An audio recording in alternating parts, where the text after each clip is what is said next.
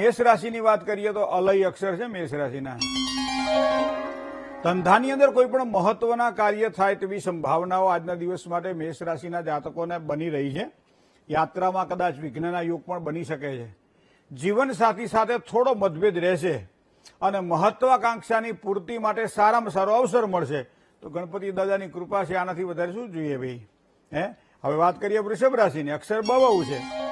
તો વૃષભ રાશિવાળા જાતકોને મૂડી રોકાણમાં લાભની સંભાવનાઓ દેખાય છે. કુંડળીની અંદર જો 6ઠું 5મું કે 11મું સ્થાન દૂષિત નહીં થતું હોય તો આ ચોક્કસ બનશે.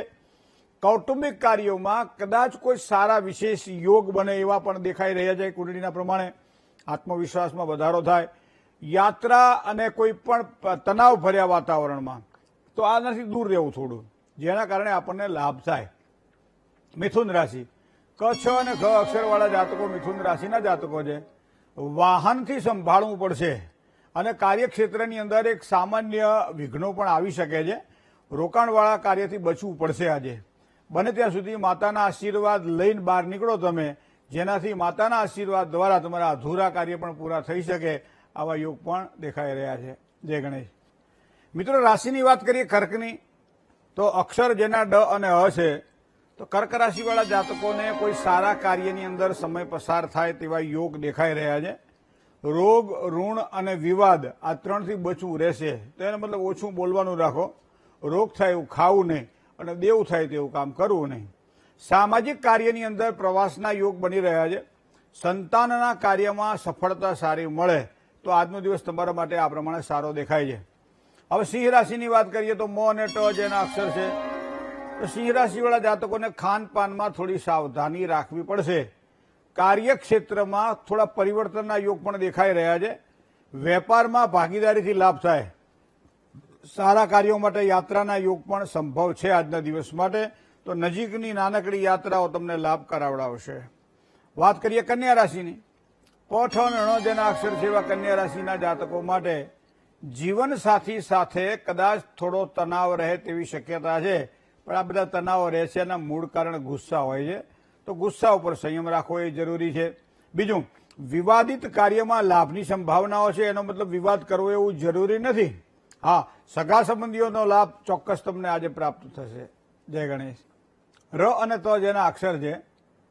તો તુલા રાશિવાળા જાતકોને વેપારમાં લાભની શક્યતાઓ આજના દિવસ માટે વધારે છે. પ્રિય વ્યક્તિની મુલાકાત થાય અને સારા યોગ પણ દેખાઈ રહ્યા છે. વિવાદિત કાર્યોમાં તો લાભ થશે જ.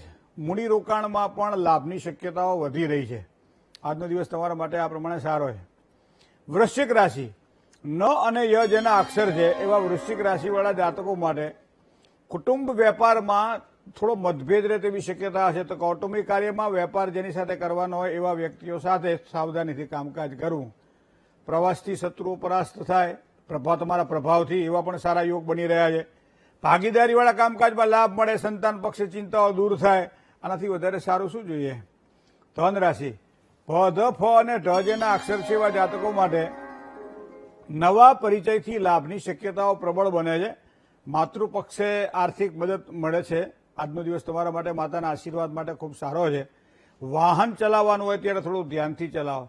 સંતાનથી સારા સમાચાર પણ મળે તેવા યોગ પણ બની રહ્યા છે. જય ગણેશ. મિત્રો, મકર રાશિની વાત કરીએ તો ખ અને જ અક્ષર છે મકર રાશિના જાતકોને યાત્રાના સારા યોગ બની રહ્યા છે. નવા કામકાજમાં ખૂબ જ સારું લેણું આજના દિવસ માટે દેખાય છે. કોઈ પણ વિવાદિત કાર્યો ગમે એવા હશે પણ તમને વિજય પ્રાપ્ત થશે. પણ બને ત્યાં સુધી દૂર રહેવું. ધર્મ શ્રદ્ધામાં વૃદ્ધિના સારામાં સારા યોગ બની રહ્યા છે મકર રાશિના જાતકોને. હવે વાત કરીએ કુંભ રાશિની. અક્ષર જેના ગ અને સ છે. તો કુંભ રાશિવાળા જાતકોને સામાજિક કાર્યોમાં લોકપ્રિયતા મળે. મહેમાન અથવા તો સ્નેહીજનો આની કોઈ સારી મુલાકાત થાય આજના દિવસ માટે. માનસિક શાંતિ મળશે. અને સાથે સાથે વેપારની જો વાત કરવામાં આવે, વેપાર થોડો મધ્યમ દેખાઈ રહ્યો છે. મીન રાશિ. દ, ચ, જ અને થ જેના અક્ષર છે એવા મીન રાશિવાળા જાતકો માટે મનગમતા કાર્યોમાં રુચિ વધે. એટલે જે કંઈ મનગમતા કાર્ય હોય એને પહેલા કરવા. રોગ અને શત્રુઓ દ્વારા પણ લાભની શક્યતાઓ છે. હવે આપણે રોગ કેવી રીતે લાભ કરાવડાવે? કુંડળીમાં ક્યારેક ક્યારેક 2 ગોળી લેવાથી પણ રોગ મટી જતો હોય, ક્યારેક આખી ટેબ્લેટનું આખું બોક્સ લેવાથી પણ નથી મળતો હોતો. તો આજ દિવસ તમારા માટે સારો છે. આર્થિક સમસ્યાઓ હળવી બનશે આજે. કોઈ પણ વિવાદિત કાર્યમાં વિજયની પ્રાપ્તિ થાય તેવા યોગ પણ ચંદ્રબળના આધારે દેખાઈ રહ્યા છે. જય ગણેશ.